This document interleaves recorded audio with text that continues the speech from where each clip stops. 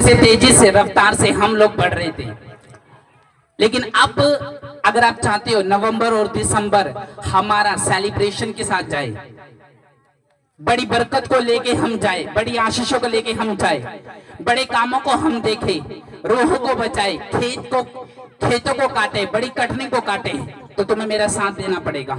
साथ ये देना पड़ेगा कि जो कुछ परमेश्वर का वचन कहता है उसको पूरा करना पड़ेगा मेरे साथ मिलकर।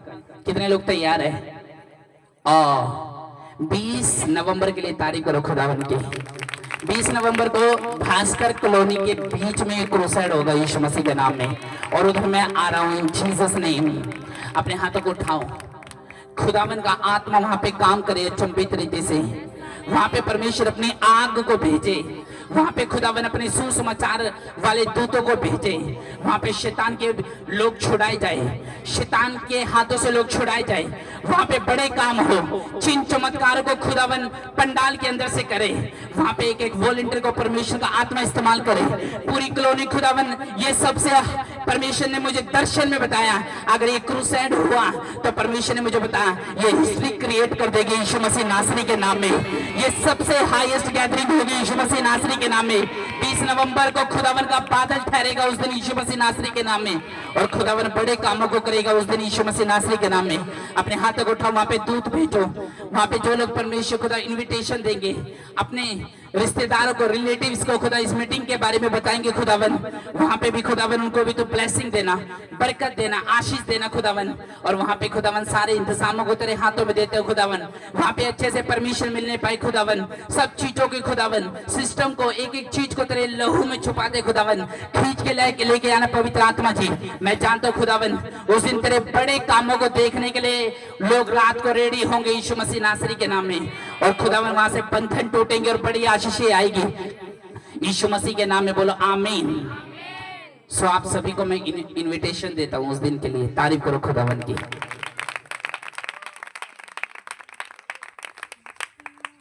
कितने लोग तैयार हैं वचन को सुनने के लिए, उसकी गहराई को सुनने के लिए? अगर आप वचन को सुनने के लिए और गहराई को सुनने के लिए तैयार हैं तो मैं आपको बोल रहा हूं आज का दिन आपके लिए सबसे बेस्ट दिन है यीशु मसीह के नाम में। अपने पड़ोसी को बोल दो बहुत अच्छा लग रहा है। आमीन।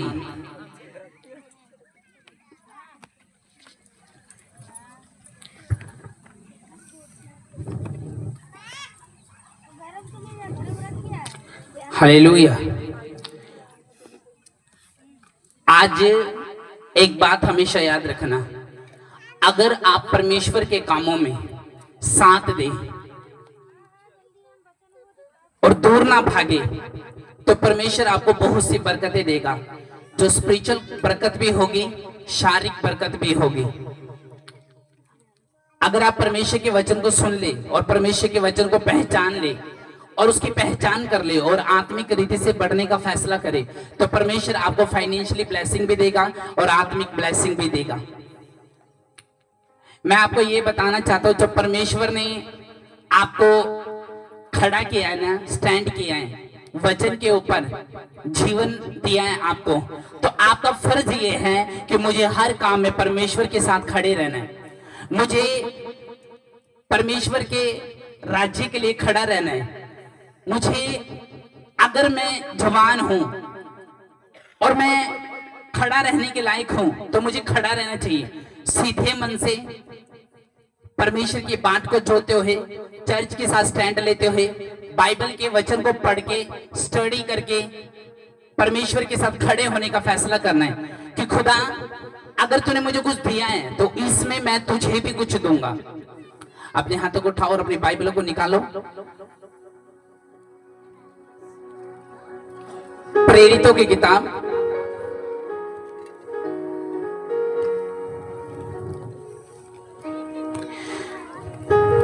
2:42 में पता क्या लिखा है? अगर अभी आप इस वचन को पढ़ो तो इसमें लिखा, प्रेरितों से शिक्षा पाने और संगति रखने में और रोटी तोड़ने में और प्रार्थना करते में वे अटल बने रहे, और सब लोगों पर भय छा गया। बहुत से अद्भुत काम और चिन्ह प्रेरितों के द्वारा किए जाते थे। वे सब विश्वास करने वाले इकट्ठे रहते थे और उनकी सब वस्तुएं साझे की थी।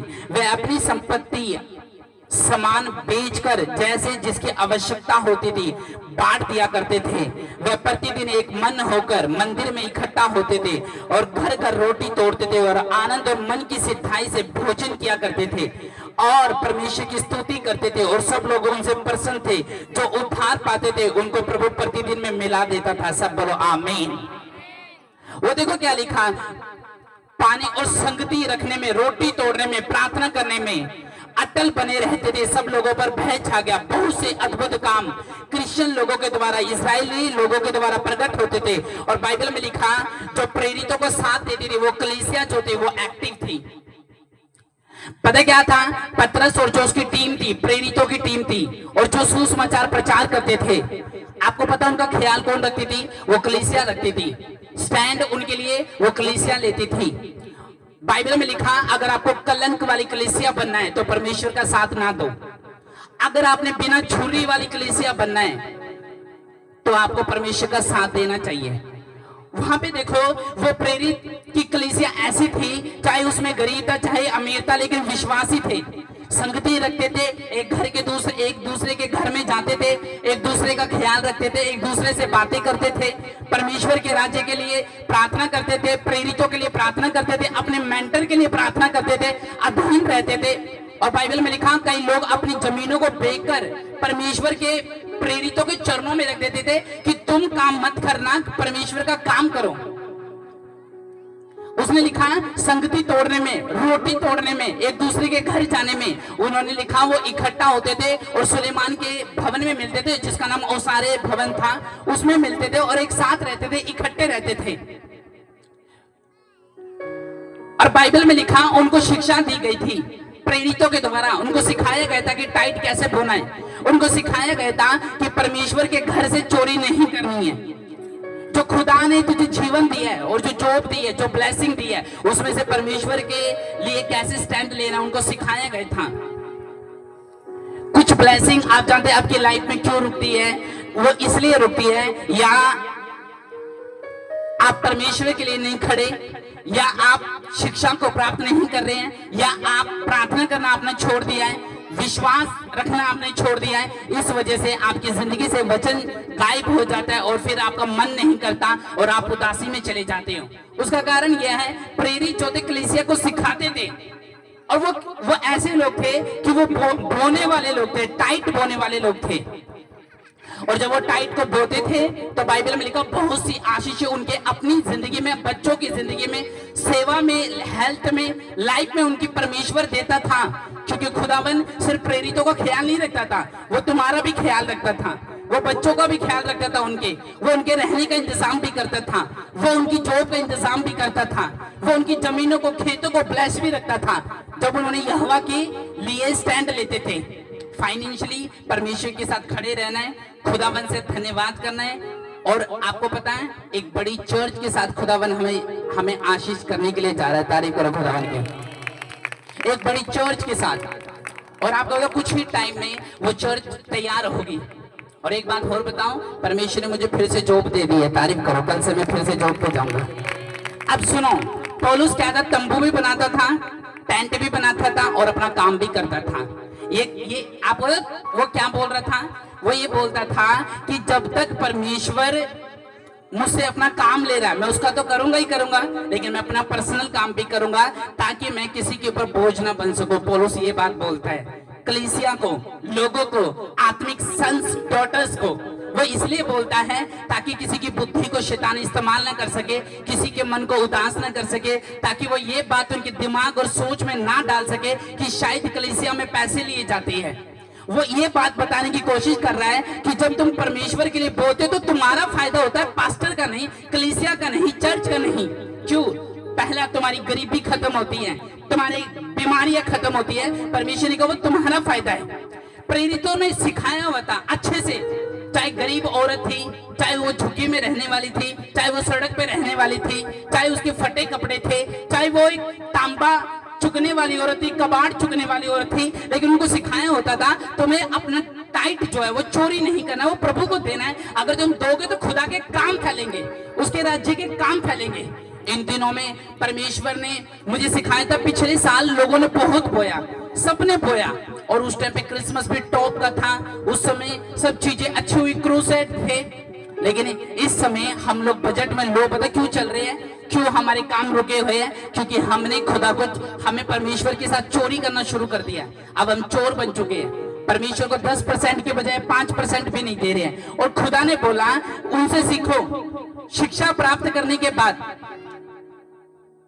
संगति रखते थे, एक दूसरे का ख्याल रखते थे, पूछताछ करते थे, प्रार्थना करते थे मेंटर के लिए। जब पतरस जेल में डाल दिया गया सुसमाचार के लिए, तो बाइबल में लिखा कि सुसमाचार के लिए बाइबल में लिखा उसको जेल में डाल दिया गया।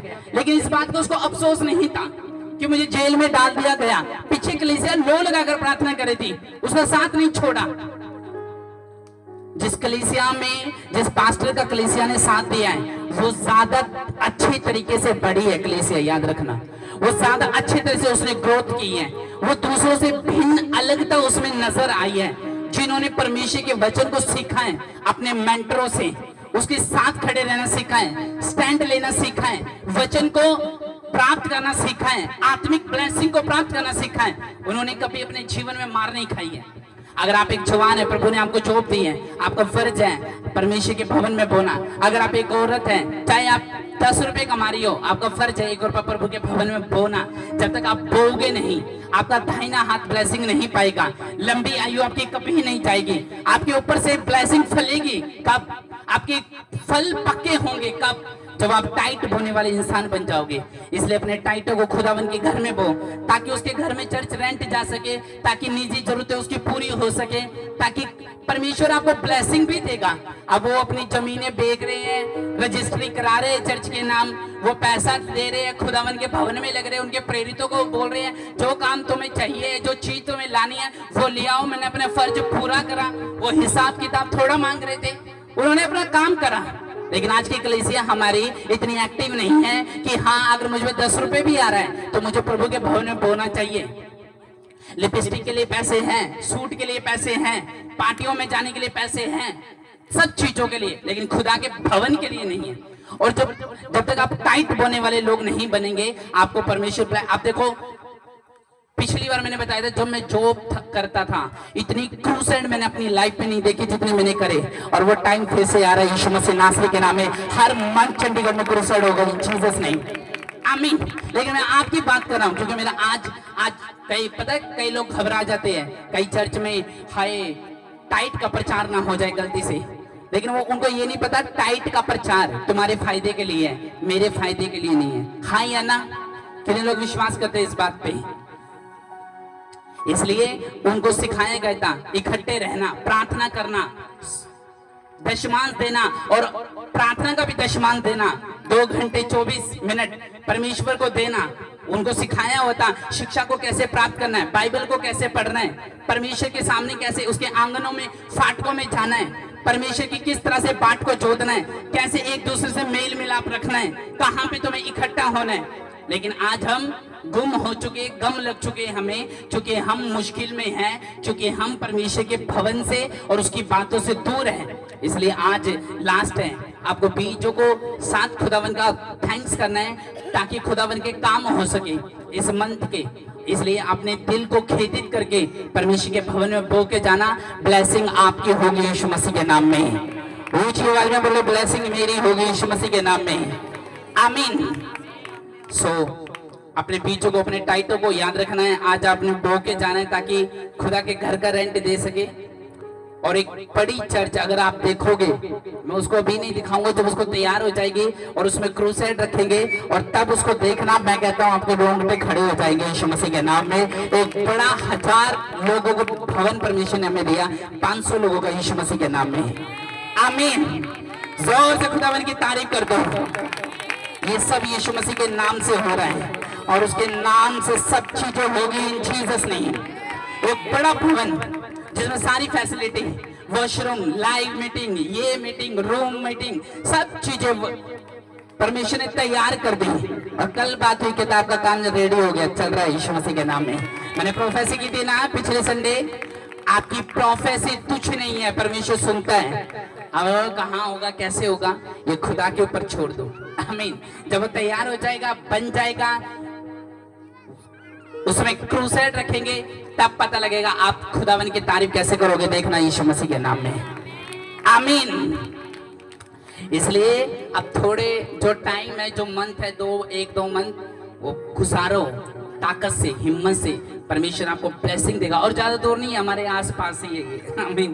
तारीफ करो खुदावन की जोर से।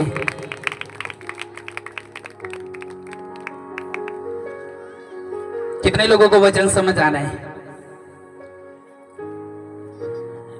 कितने लोगों को वचन समझ आ रहा है? प्रेरित ने सिखाया हुआ था, कहता भाई साहब अगर हम ही काम करेंगे तो तुम किस लिए हो? परमेश्वर ने तुम्हारे लाखों रुपए बचाए हैं, फिर भी तुम्हें कदर नहीं है। परमेश्वर ने तुम्हें जीवन दिया, फिर भी तुम्हें कदर नहीं है। परमेश्वर ने तुम्हें आत्मिक ब्लेसिंग दी है, शारीरिक ब्लेसिंग दी है, बरकतें दी है, फिर भी तुम्हें कदर नहीं है। तुम मेरा आदर नहीं करते। शैमुल में लिखा, तुम मेरा आदर करोगे मैं तुम्हारा आदर करूंगा, तुम मेरी बेइज्जती करोगे मैं तुम्हें तुच्छ जानूंगा।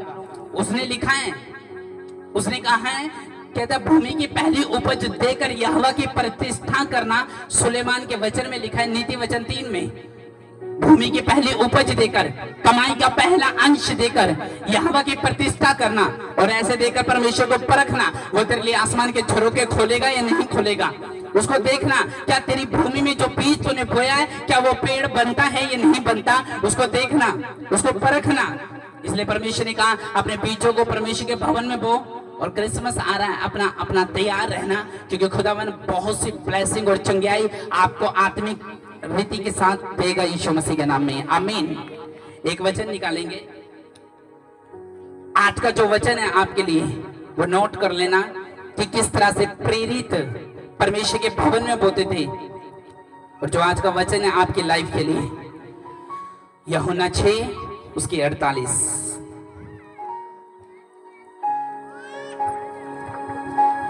उसमें क्या लिखा? उसमें लिखा जीवन की रोटी मैं हूं। तुम्हारे बाप दादा ने जंगल में मन्ना खाया और मर गए। यह वह रोटी है जो स्वर्ग से उतरी ताकि मनुष्य उसमें से खाए और ना मरे। सब बोलो आमीन। उसने कहा जीवन की रोटी मैं हूं। तुम्हारे बाप दादों ने जो मन्ना खाया और खाकर मर गए, और वह रोटी जो स्वर्ग से उतरी है ताकि मनुष्य उसमें से खाए ना मरे। जीवन की रोटी जो स्वर्ग से उतरी है वो 51 में लिखा वो मैं हूं। यदि कोई इस रोटी को खाए तो सर्वदा जीवित रहेगा। जो रोटी मैं जगत के जीवन के लिए दूंगा वह मेरा मांस है। इस पर यहूदी यह कहकर आपस में झगड़ने लगे, यह मनुष्य क्योंकर हमें अपना मांस खाने को दे सकता है। सब बोलो आमीन। 48 में लिखा जीवन की रोटी मैं हूं। जब आप रोटी खाते हो तो आपको क्या मिलती है? एक संतुष्टि मिलती है, एक ताकत मिलती है, एक कमजोरी से आप बाहर आ जाते हो, आप फील करते हो ताकत को, एनर्जी को। परमेश्वर का जीवन की रोटी मैं हूं। परमेश्वर ने ये नहीं कहा शारीरिक रोटी मैं हूं। शारीरिक रोटी परमेश्वर ने आपको दी है, लेकिन परमेश्वर ने कहा जीवन की रोटी मैं हूं। तो जब जीवन की रोटी परमेश्वर है तो क्या जो घर में रोटी मिलती है वो कौन सी रोटी है? वो परमेश्वर ने आपको शरीर के लिए दी है, लेकिन परमेश्वर ने कहा जीवन की रोटी मैं हूं। उसने कहा यदि कोई इस रोटी में से खाए तो वह सर्वदा जीवित रहेगा, और जो रोटी मैं जगत के जीवन के लिए दूंगा वो मेरा मांस है। आपको पता परमेश्वर मांस के बारे में क्या बोल रहा है? कहता जो मेरा मांस खाएगा वो सर्वदा जीवित रहेगा। मांस का मतलब है परमेश्वर का वचन। कहता जो वचन को पिएगा, वचन को खाएगा, वचन को समझेगा, वचन पे चलेगा, वचन को पढ़ेगा, उसने कहा वो जीवन पाएगा। और जीवन कैसे मिलता है? बाइबल को सुनकर, बाइबल को पढ़कर, बाइबल के वचन को अपने मन में डालकर, अपने दिल में बसाकर परमेश्वर ने कहा उसको जीवन मिलेगा। आगे क्या लिखा? और यहूदी लोग इस पे झगड़ने लगे, यह मनुष्य क्योंकि हमें अपना मांस खाने को दे सकता है। वो स्पिरिट की बात थी, लेकिन यहूदी लोग इस बात को नहीं जाने। उनको पता क्या लगा? शायद यीशु मसीह अपने बदन का मांस खाने के लिए हमें बोल रहे हैं, लेकिन नहीं। वो मांस जो परमेश्वर ने कहा जीवन की रोटी मैं हूं, जो स्वर्ग से उतरी है, जो स्वर्ग से उतरी जीवन की रोटी मैं हूं। जो मेरे मांस को खाएगा वो सर्वदा जीवित रहेगा, और जो मेरे लहू को पिएगा वो कभी प्यासा ना होगा। लहू पता क्या होता है? लहू वो है जो जूस को हम प्रार्थना करके उसको परमेश्वर के ब्लड में बदलते हैं, वो जो प्रभु भोज के टाइम लेते हैं उसको परमेश्वर ने लहू कहा है। और मांस पता किसको कहा है? परमेश्वर का जीवित वचन।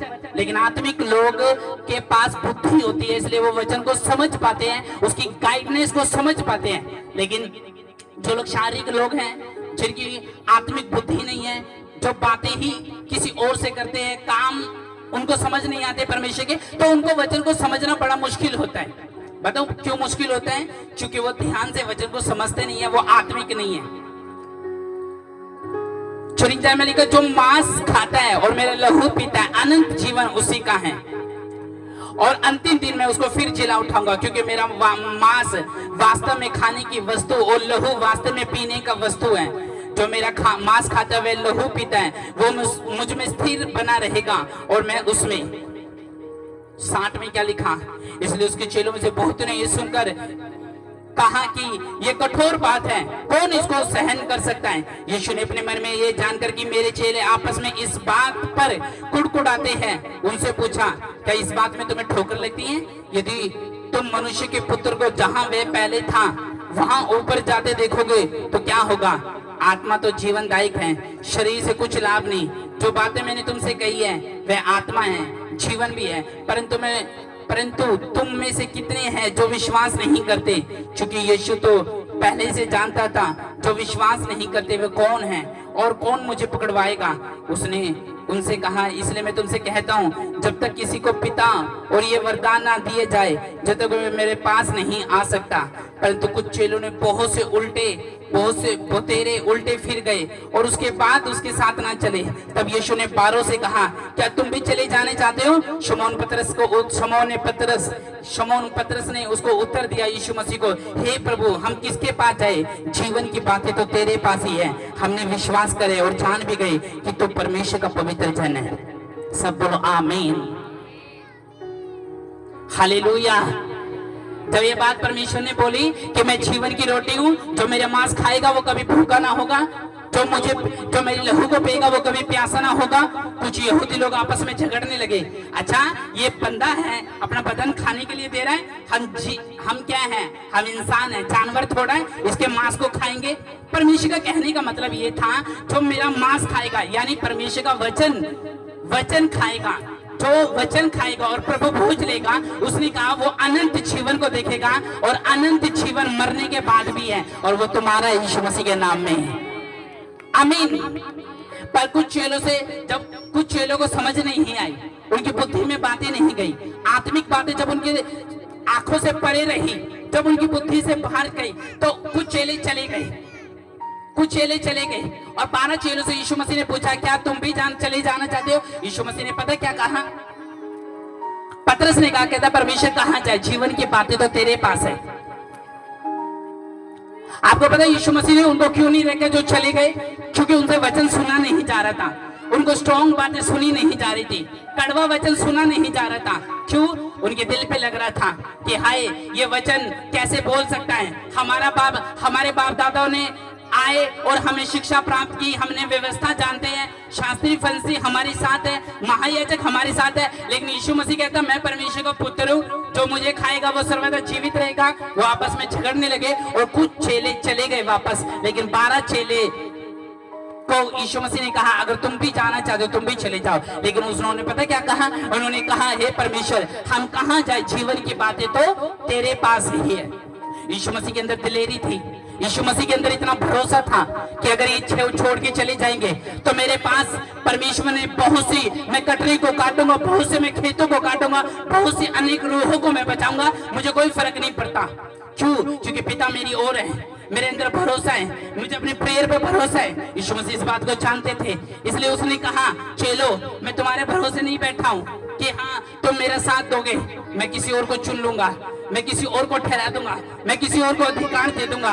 तुम फल लेके नहीं आओगे तो मुझे कोई प्रॉब्लम नहीं है, अगर तुम जाना चाहते तो चले जाओ, क्योंकि तुम्हारा मन जो है वो कठोर हो चुका है, तुमसे वचन सुना नहीं जाता, तुमसे पाप छोड़ा नहीं जाता, तुमसे संसार छोड़ा नहीं जाता, चमक धमक से तुम फार नहीं आ सकते, शैतानी ज्ञान तुम्हारे अंदर से निकल नहीं सकता। इसलिए परमेश्वर ने कहा अगर तुम भी जाना चाहते तो चले जाओ, लेकिन वो नहीं गए। क्यों? क्योंकि कुछ करना था, कुछ बेस्ट करना था, कुछ धर्मी बनना था, सीधा वचन से चलना था। इसलिए वचन में लिखा चेले नहीं गए, वो चले गए क्योंकि उनको बात अच्छी नहीं लगी, आज लोगों को टाइट की बात अच्छी नहीं लगती और बोलते हैं टाइट की बात ना बोलो करो, कोई और बात बोलो करो तो ज्यादा मजा आए। मैंने बोला तुम भी कर्ज में रहोगे और दूसरे भी कर्ज में रहेंगे, लेकिन मैं उनको छुड़ाना चाहता हूँ, उनको बताना चाहता हूँ कि टाइट बोने से बंधन टूटते हैं, कर्ज खत्म होते हैं हमारे ऊपर से। लेकिन उसने कहा चेले नहीं गए। चेले क्यों नहीं गए? वो दृढ़ थे, उनका विश्वास अटल था, उनकी प्रतिज्ञाओं पे वो परमेश्वर की चलने का उन्होंने फैसला कर लिया था, उन्होंने स्वर्ग की ओर देख लिया था, प्रभु यीशु मसीह को चख लिया था, इसलिए अधिकारों से आगे बढ़े, परमेश्वर का साथ दिया, रूहों को बचाया, हजारों लाखों देशों में गए। सिर्फ किसके कारण? 12 चेले जब फैसला किया परमेश्वर के वचन को सुनने का, चलने का, देखने का, तो बाइबल में क्या लिखा? बाइबल में लिखा यीशु मसीह को जब उन्होंने साथ नहीं छोड़ा और वहीं पे खड़े रहे, तो बाइबल में लिखा परमेश्वर ने उनको बढ़ाया, परमेश्वर ने उनको अधिकार दिया, परमेश्वर ने उन्हें स्वर्ग की कुंजियां दी, परमेश्वर ने उनको अपना पुत्र, अपनी पुत्री ठहराया, परमेश्वर ने उनको कुछ अथॉरिटियां दी, शैतान को निकालने का उनको परमेश्वर ने अधिकार दिया। सिर्फ पता किसके कारण? चेले नहीं गए 12, बाकी चेले वापस चले गए। क्यों? उनको बुरा लग रहा था, उनको प्रीचिंग पसंद नहीं आई थी, परमेश्वर के वचन उनको पसंद नहीं आए थे, वो खुदा से मेल करना नहीं चाहते थे, वो पक चुके थे वचन पे चल के। क्यों? शरीर के काम छोड़े नहीं जाते, आंखों के काम छोड़े नहीं जाते, सोच के काम छोड़े नहीं जाते, हाथों के काम छोड़े नहीं जाते। इस वजह से वो यीशु मसीह के पीछे चलना नहीं पसंद करते। यीशु मसीह ने पता क्या? लोग तुमसे बैर नहीं करते, मेरे वचन से बैर करते हैं। क्यों वचन से बैर करते हैं? क्योंकि मैं सख्त हूं और मैं तुम्हें 2 पत्नी बनने। अब एक बात बताओ, परमेश्वर का वचन इतना सख्त है कि एक इंसान को परमेश्वर ने कहा तो एक ही पत्नी रख सकता है, 2 नहीं रख सकता। परमेश्वर का वचन इतना सख्त है कि तो वो कहता है कि तुम नशा नहीं कर सकते। परमेश्वर का वचन इतना सख्त है कि वो तुम्हें कहते हैं तुम पाप नहीं कर सकते, लेकिन वो उसके बिना नहीं रह सकते थे। एक व्यक्ति यीशु मसीह के पास आया और कहा, और आगे कहा कि अनंत जीवन पाने के लिए, यहाँ पे बैठ जाओ अगर आपको खड़ा नहीं। उसने कहा मैं अनंत जीवन पाने के लिए क्या करूं? यीशु मसीह ने पता उसको कहा तो आज्ञा को तो जानता है। उसने कहा परमेश्वर मैं तो बचपन से आज्ञा को जानता हूं। वो धनी व्यक्ति था। जब धनी व्यक्ति उसके पास आया तो यीशु मसीह से बोला परमेश्वर मैं तो तेरी आज्ञा को जानता हूं।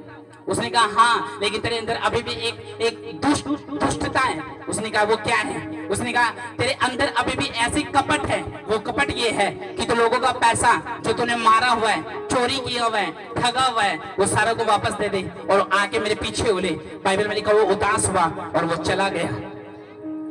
वो उदास हुआ और वो क्या करा उसने? चला गया। वो चला क्यों गया? वचन पे चला नहीं चाहता, वचन पे चला नहीं चाहता, जुबान कंट्रोल नहीं की जाती, दूसरों को गाली देने से हम छोड़ नहीं सकते।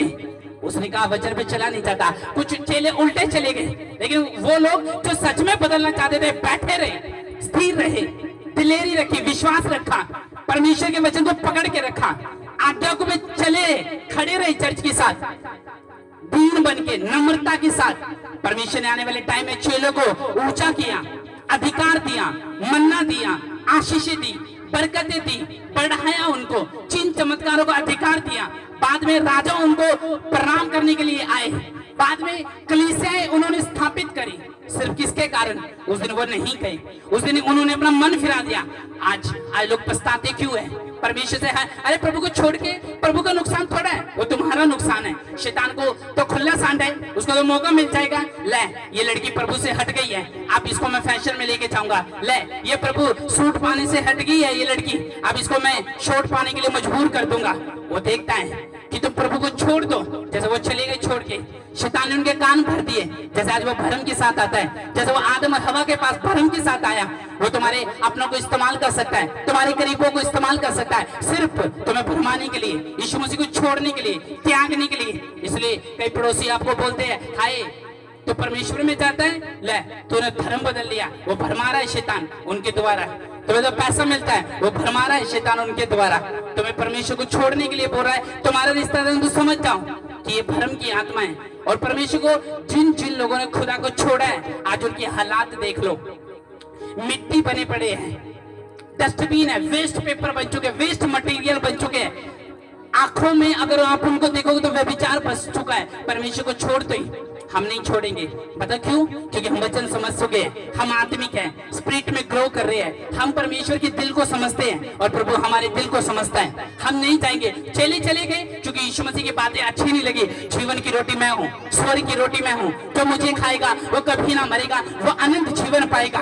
लेकिन हमें स्वर्ग पसंद नहीं है, हमें तो नरक ही पसंद है, हमें तो नरक की आग ही पसंद है, वो कीड़े मकोड़े ही पसंद है। हमारे देह पे वो कीड़े मकोड़े चलेंगे, हमें वो ही पसंद है, हमें ठेका ही पसंद है, दारू ही पसंद है, हमें तो वही पाप पसंद है जहां से हम निकले थे। तो जाओ, परमेश्वर कहता है जाओ।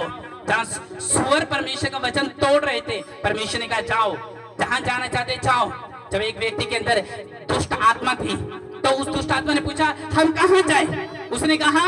उसने यीशु मसीह ने नहीं कहा, कहता हे परमेश्वर अगर तू सिर्फ आज्ञा दे दे तो वहां पे क्या है? सुअरों का झुंड है और कहता उसमें चली जाए। उसने कहा जा चली जा, और गए पहाड़ पे से सारे सुअर कूद गए और मर गए। यीशु मसीह ने कहा जहां वचन टूटेगा मैं वहां कभी नहीं खड़ा हूंगा। आज हमें डर लगता है, हमारे अंदर से लोग जो परमेश्वर का सगा नहीं वो तुम्हारा भी नहीं, जो वचन तोड़ सकता है वो तुम्हारा दिल भी तोड़ सकता है, जो खुदा को धोखा दे सकता है वो तुम्हें भी दे सकता है। अरे जो प्रभु का सगा नहीं वो तुम्हारा होगा, चाहे तुम्हारे जितना मर्जी प्यारा हो, जब तुम मुसीबत में होगे ना तब तुम्हें वो अपनी नस्ल दिखा देगा। वो चले कुछ नहीं गए। बताओ क्यों? वो आत्मिक बन चुके थे, वो खुदा के साथ चल रहे थे। उन्होंने फैसला किया नहीं, बड़ी मुश्किल से जीवन की बातें मिली है, बड़ी मुश्किल से आत्मिक जीवन मिला है, बड़ी मुश्किल से चेला बन पाया हूँ, बड़ी मुश्किल से खुदा की योजना मेरे ऊपर आई है, बड़ी मुश्किल से मैंने दोस्ती छोड़ी है, बड़ी मुश्किल से मैंने गंदी संगतियां छोड़ी है, बड़ी मुश्किल से मैं शिखर और दारों से बाहर आया हूं, बड़ी मुश्किल से मैंने गंदे कपड़े पाना और गंदी चीजें करना छोड़ी है। इसलिए मैं खुदा को छोड़ नहीं सकता। क्यों नहीं छोड़ सकते? यीशु मसीह का वचन सख्त तो है, ठोकता तो है, लेकिन अंदर से क्लीन करता है, और तुम क्लीन हो रहे हो आज यीशु मसीह के लिए। लेकिन हम छोड़ नहीं सकते, जुबान पे ताला नहीं लगा सकते। अगर जुबान पे ताला लगाएंगे तो घरों में लड़ाई कैसी होगी? अगर जुबान पे ताला लगा देंगे तो वर्ण में आग कैसे लगाएंगे? एक बहन को बोलो तो अपनी जुबान कंट्रोल कर ले, वो कभी नहीं कर पाएगी। तो क्यों? वो इसलिए नहीं कर पाएगी, उसकी आदत बन चुकी है अपनी जुबान से लड़ाई करने की। और परमेश्वर ने कहा अगर आप अपनी जुबान कंट्रोल कर लो, आप अपनी बहुत सी ब्लेसिंग जो गवा चुके हैं आप अपनी लाइफ में वो वापस ले चुके हो। बहनों को देखा, भाइयों को नहीं।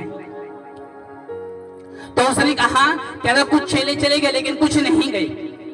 कुछ ने फैसला कर लिया जुबान कंट्रोल कर लेंगे, दिल कंट्रोल कर लेंगे, शरीर पे कंट्रोल कर लेंगे, सोच पे कंट्रोल कर लेंगे, प्रार्थना कर लेंगे, आत्मिक बन जाएंगे, शरीर को पवित्र जीवित चढ़ा देंगे, लेकिन खुदा को छोड़ के नहीं जाएंगे।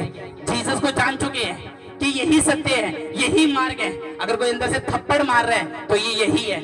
अगर कोई बदल सकता है यही है। पत्थर का हृदय मांस का बना सकता है तो यही है। अगर मुझ जैसी एक साधारण बंदे को पुलपिट पे खड़ा कर सकता है तो ये यही है। और जिसने मेरा भला करा है मैं क्यों उसको छोड़कर उसको बुरा करूं? क्यों मैं उसके राज्य को छोड़ूं? क्यों मैं अपनी पोजीशन को गवाऊं? क्यों मैं खुदा को दिल से निकालूं? उनको कुछ काम धंधा नहीं था इसलिए छोड़ के चले गए। परमेश्वर के वचन बुरे लग रहे थे लेकिन तांत्रिक बाबाओं की बातें अच्छी लगती है। और परमेश्वर ने कहा ये लोग जब मेरे सगे नहीं है तो तुम्हारे सगे कहां से होंगे? जब ये मुझे दिल से निकाल सकते हो तुम्हें कल क्यों नहीं निकाल सकते? कहते जब मैं आता हूं तो जीवन बदलने के लिए, जीवन की बातें देने के लिए आता हूं। और जीवन की बातें तो हमें पसंद नहीं। पता कौन सी बातें पसंद है? डबल मीनिंग की बातें हमें ज्यादा अच्छी लगती है, हमें चुटकुले ज्यादा अच्छे लगते हैं, रील्स बनाना, रील्स डालना, रील्स देखना हमें ज्यादा अच्छी लगती है। और यीशु मसीह ने कहा ये बंदे कभी मेरे वचन पे नहीं चल पाएंगे क्योंकि जो इनका मन है इनके कंट्रोल से बाहर है। उसने कहा सबसे अधिक अपने मन की रक्षा कर क्योंकि जीवन का जो मूल स्रोत है वो तेरा मन है।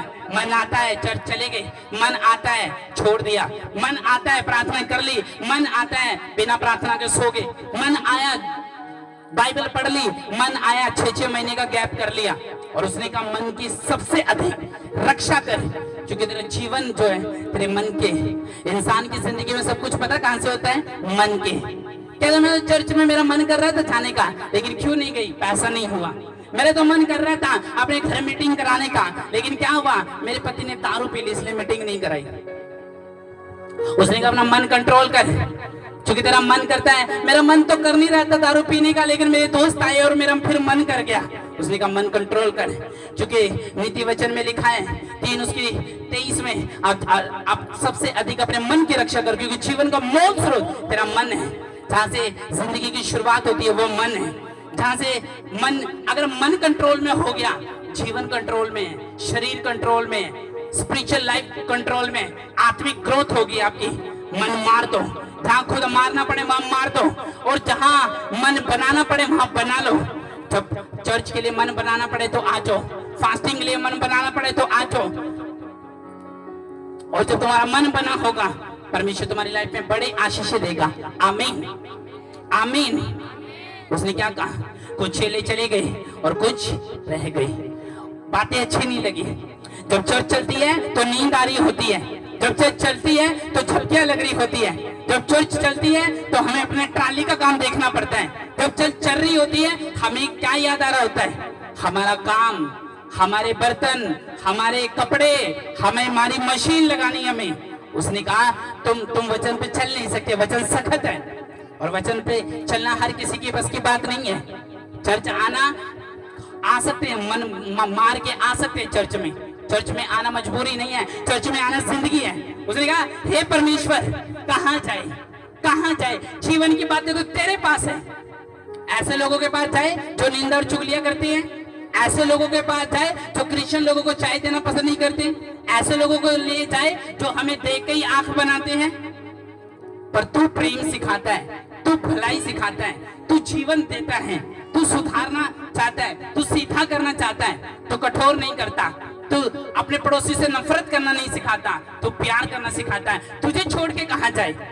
चेलों को पता था इसको छोड़ दिया तो बहुत चीजें मिस कर देंगे, स्वर्ग मिस कर देंगे, लेकिन नरक पसंद है। और नरक में पता क्या है, नफरत है, आग है नरक में, शैतान है, अंधेरा है, कोई सुनने वाला नहीं होगा तुम्हारी आवाज को, सिर्फ दुष्ट आत्मा से मुकाबला होगा। और यीशु मसीह इसलिए ही आए ताकि तुम्हें उस आदम के बगीचे में वापस लेके आ सको, ताकि तुम्हें जीवन वापस दे सको, ताकि तुम मेरी आवाज को सुनो। जो जा रहे हैं उनका नुकसान है, तुम्हारा नुकसान नहीं है। कभी अफसोस मत करना कि ये खुदा को क्यों छोड़ के चला गया, नेवर। चाहे वो पास्टर भी अगर खुदा को छोड़ के चला गया उसका नुकसान है, सेवा छोड़ के चला गया उसका नुकसान है, अगर वर्शिप छोड़ के चला गया उसका नुकसान है, अगर वो कुछ काम छोड़ के चला गया उसका नुकसान है, तुम्हारा नहीं। इसलिए जो बाप का सगा वो तुम्हारा है, जो प्रभु का वचन समझकर उसको बोल सकता है वो तुम्हारा सगा है, मैं आपको बता रहा हूं। और जिसने वचन तोड़ दिया वो तुम्हारा दिल तोड़ सकता है, वो तुम्हारा बीपी बढ़ा सकता है, वो तुम्हारी चिंता बढ़ा सकता है। और इसलिए वचन क्या कहता है, वचन कहता है वो चेले इसलिए थम गए क्योंकि उनके दिल में मेरे लिए प्यार था, वो दिलेरी से भरे हुए थे। मैंने उनको चिन्ह और चमत्कार दिखाया हुआ था, उनको जीवन की बातें मैंने बताई कि हे बुजुर्ग औरत मेरे पास आजा, हे जवान अपनी जवानी के दिन अय्याशी मत कर। हाँ, उसने कहा लफंडर मत बन, अपनी जवानी के दिन अपने सृजनहार को याद कर, लोफर बनना छोड़ दे, सतरंगी बनना छोड़ दे, यार दोस्तों की टोलियों में घूमना रहना, मस्ती मारना, मौज मस्तियां छोड़ दे, क्योंकि तुझे मैंने चुन लिया है, तुझे मुझे मैंने बुलाया है। उसने कहा हे जवान अपनी जवानी के दिन अपने सृजनहार को मत सब भूलना, कान में से मुंदरी पाना छोड़ दे, टैटू बनाना छोड़ दे, छाप लगवाना छोड़ दे, क्योंकि मैंने तुझे चुना है, मैंने तुझे ठहराया है।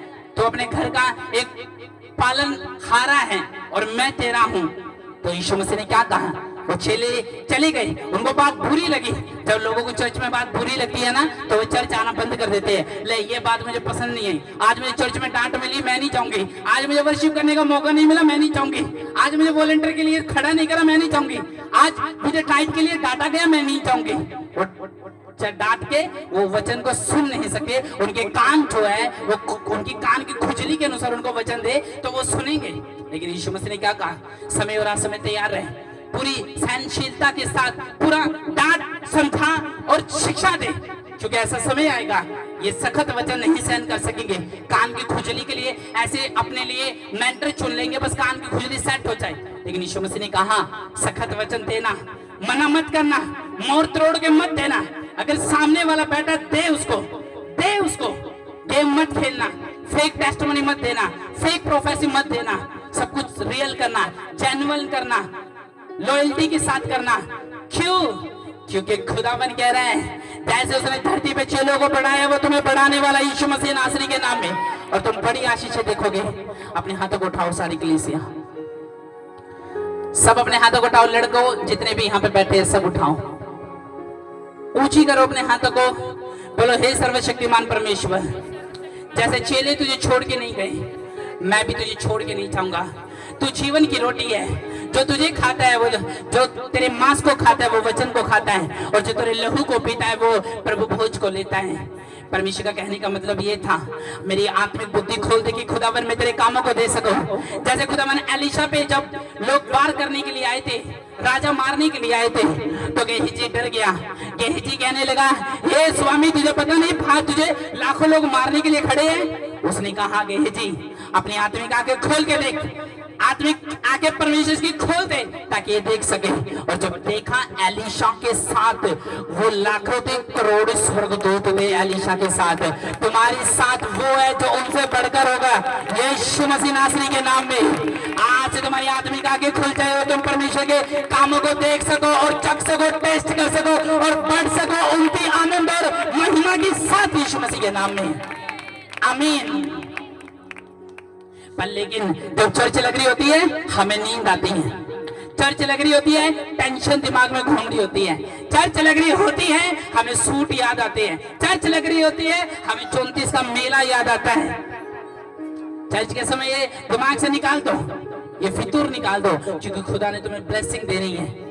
उसने कहा कुछ चेले चले गए लेकिन कुछ रह गए। पर वो चेले को क्यों रह गए?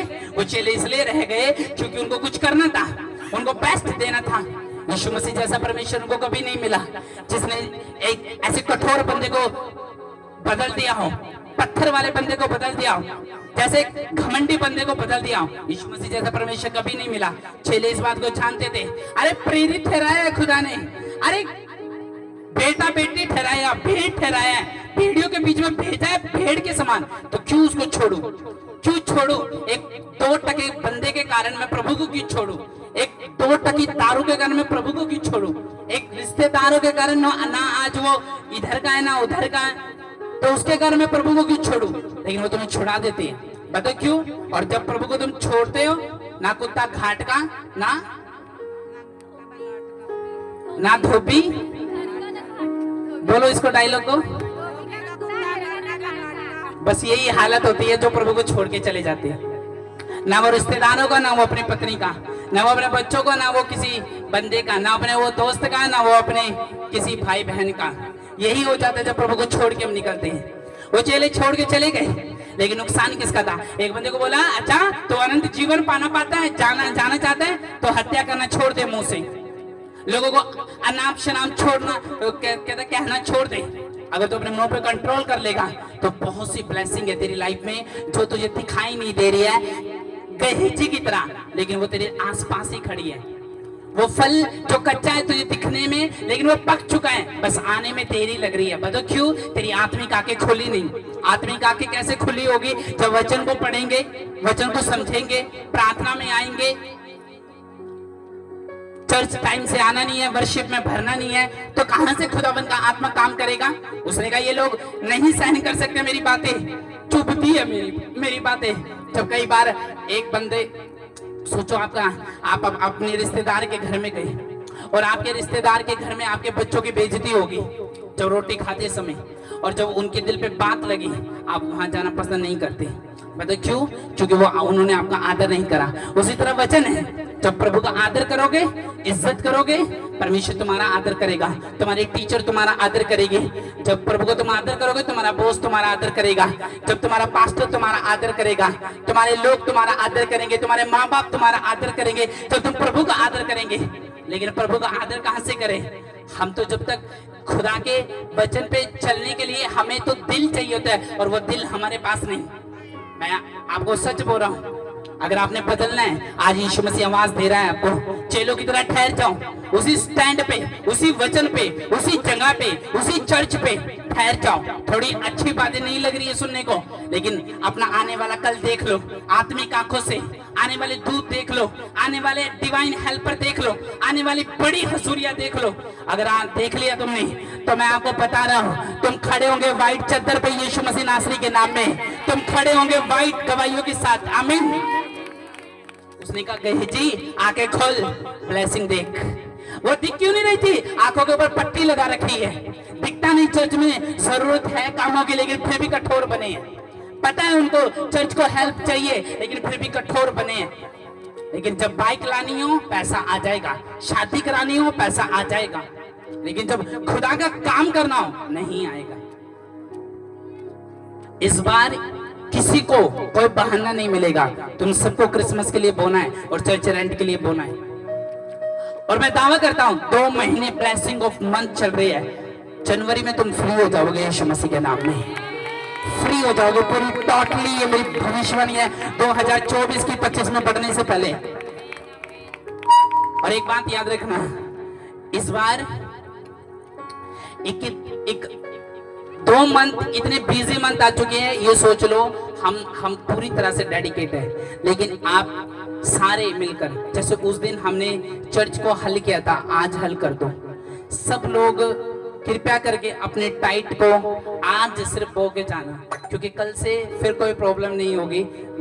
लेकिन आज हर बंदा ये सोच लो कि 500-1000 रुपये मेरे पे कर्जा हो गया, लेकिन आप बो के भूल जाना, ये सोचना कि चलो खुदा के घर में जब परमेश्वर निकल जाएगा ना, वो तुम्हें भी निकाल देगा यीशु मसीह के नाम में।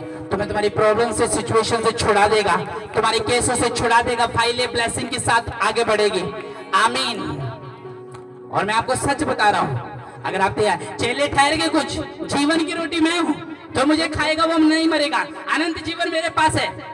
झगड़ने लगे आपस में, ऐसी बातें भविष्य, अरे फेक नहीं था, ये सच है। सामरी स्त्री जब यीशु मसीह को मिली तो उसने, पता सामरी स्त्री ने क्या कहा? यीशु मसीह से बोला, यीशु मसीह ने बोला, हे स्त्री मुझे पानी दे।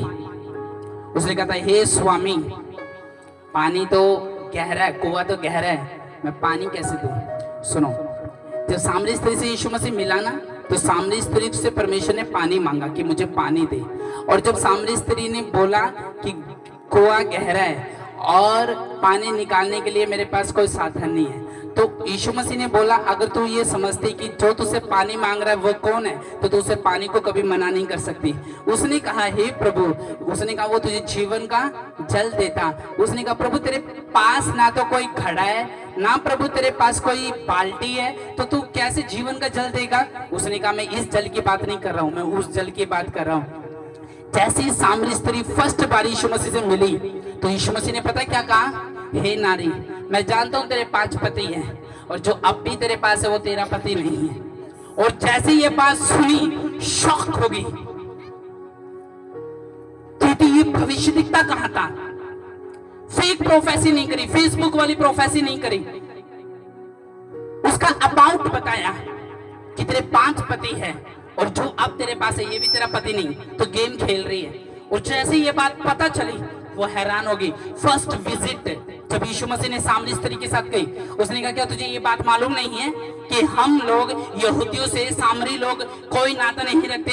तुम्हारे घर का ना भोजन खाते हैं, हमारी कास्ट और तुम्हारी कास्ट में फर्क है, हमारी कास्ट नीची है, तुम्हारी कास्ट ऊंची है, इसलिए तुम्हारे लोग हमारे घर में ना मच्छी खाते, ना मांस खाते, ना पानी पीते, ना तुम्हारे बेटा बेटियों के साथ शादियां करते हैं, तो तू क्यों मुझसे बात कर रहा है? लेकिन बाइबल के वचन में क्या लिखा? सामरी स्त्री ने को परमेश्वर ने ये नहीं कहा, कहता, हे सामरी स्त्री, अगर तुझे ये मालूम होता कि पानी तुझसे कौन मांग रहा है, तो तू कभी भी उसको मना ना करती। कहता, मैं तुझे जीवन का जल दूंगा। उसने कहा, जीवन का जल कहाँ है? वही दिन याद करो जब यीशु मसीह तुम्हें फर्स्ट बार मिले थे, जब तुमने फर्स्ट बार वचन सुना था, फर्स्ट बार तुमने जब बपतिस्मा लिया था, फर्स्ट बार जब तुम परमेश्वर को जान गए थे और तुमने भोर को प्रेयर करना शुरू कर दी थी, अपनी आत्मा को गर्म रखना शुरू कर दिया था, दीवार की ओर मुंह करके दानियल की तरह प्रार्थना करते थे। लेकिन आज वो प्यार कहाँ गया? आज वो क्रूस क्यों याद नहीं है? आज वो खुदा इतना दूर क्यों हो गया तुमसे? वो फर्स्ट विजिट याद करो जब यीशु मसीह ने सामरी स्त्री के साथ की थी। तेरे 5 पति है? उसने कहा, हाँ लेकिन तुझे कैसे मालूम है? मेरा पड़ोसी भी नहीं जानता, वो तो मैं गुप्त रखती हूँ, एक से चैट करती हूँ, दूसरे से ये करती हूँ, पर तुझे कैसे मालूम है? उसने कहा मैं फेक प्रॉफिट नहीं, फेक भविष्य दिखता नहीं हूँ, मैं जानता हूँ। और उस दिन उसने अपने पूरे नगर में जाकर ढिंडोरा पीटकर सबको टेस्टमनी बताई। पता क्या बताई? मुझे परमेश्वर मिला है, मुझे वो यीशु मिला है जिसकी भविष्यद्वक्ताओं ने बात की थी कि एक मसीह आएगा, कहते वो आ चुका है। उसने मेरी बैंड बजा दी, मेरे दिल की बातें बता दी, मेरे दिल का इकरार उसने बता दिया, मेरे अंदर क्या चल रहा है यीशु मसीह ने सब कुछ बता दिया। कहता यही है। उसकी यीशु मसीह ने जब उसको चुना तो उसकी कास्ट नहीं देखी जैसे आज हम कास्ट देखते हैं। अगर हमारी बरादरी का नहीं है ना तो मैं इस लड़के को अपनी लड़की के लिए ले नहीं सकती। नहीं नहीं नहीं, मुझे अपनी बेटे के लिए मेरी ही जाति की लड़की चाहिए। प्रभु में होने के बावजूद भी हम कास्ट देखते हैं, ऊंचा नीचा देखते हैं, गरीब अमीर देखते हैं, झुग्गी में मकान देखते हैं। तो मुझे शर्म आती है कि आप यीशु मसीह ने तो कभी सामरी स्त्री को जब छुआ उसको बदला तो उसकी कास्ट नहीं देखी। जो परमेश्वर होता है ना, उसने सिर्फ इंसान बनाया और आपको बनाया, कोई कास्ट जात नहीं बनाई, आपने बनाई, वो इंसान ने बनाई वो। आमीन। कितने को समझ आ रही है मेरी बात? सामरी स्त्री को देखो तो 5 पति कर चुके, और जैसे ये बात मालूम हुई गई नगर में सबको बताया। अरे जो बात में तुम्हें नहीं पता थी उसने बता दी। एक होता ना, अच्छा इसने मेरे नगर में से सुना होगा किसी से मेरे 5 पति तो इसलिए बता दिया। उसने कहा मैं फर्स्ट बार विजिट किया तेरे पास, फर्स्ट बार उसको अपने घर में आने दो, फर्स्ट बार उसको अपने जीवन में आने दो, चखो तो सही और देखो फिर क्या होता है। तुम कैसे मिठाई के साथ अपने मोहल्लों में घूमते हैं, दरवाजा खटखटा के मिठाइयां कैसे बांटते हो। अपनी ब्लेसिंग को देखकर मैं कहता हूं शैतान आज घबराने वाला है तुम्हारी यीशु मसीह के नाम में। वचन जाएगा, आवाज आएगी खुदा की, और मैं आपको बता रहा हूं तुम ऊंचे होंगे। वो हैरान होगी, गई नहीं, कह दिया अगर इसने मेरी हकीकत बताई तो इसका मतलब ये नहीं मुझे अच्छा नहीं लग रहा बच्चा तो भाग जाऊं। मैं भागूंगी नहीं, यहीं खड़ी रहूंगी, सुनूंगी इसकी बात। और उसने कहा जो मुझ पर विश्वास करेगा उसके हृदय से जीवन जल की नदियां बह जाएगी। आज बहने वाली जीवन जल की नदियां। आमीन। खुदावंत तुम्हें आशीष करे, ब्लेस करे।